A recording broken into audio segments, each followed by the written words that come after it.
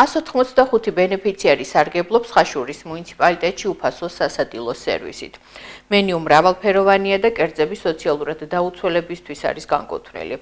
უფასო სასადილო ყოველდღიურად მუშაობს და საკვებს ბენეფიციარები ყოველდღიურად დღეში 3-ჯერ იღებენ.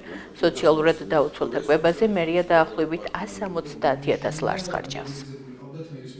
ახსენებთ, უფასო სასადილოს ბიუჯეტი დაახლოებით 170,000 ლარია, კვირაში 7 დღე 3 კომპონენტიანი სადილით უმასპინძლდებით, ბენეფიციარი არის 185, მხოლოდ ერთადერთი შერჩევის წესი არის განსაზღვრული, სადაც ბენეფიციარს სავალდებულოა უნდა ჰქონდეს სოციალური სტატუსი 75,000 ლარამდე, 75,000 ქულამდე, ეს არ გულისხმობს, რომ ბენეფიციარი არის მოწყვლადი და სოციალურად დაუცველი და სახელმწიფოსგან მიმღები ფინანსური დახმარების, გარდა ამისა სამი კატეგორია გვყავს მკვეთრად შეზღუდული შესაძლებლობის მქონე პირები, რომელსაც სოციალური სტატუსის არარსებობის შემთხვევაში შეუძლია ისარგებლოს უფასო სასადილოს მომსახურებით და მარტოხელა ბენეფიციარები.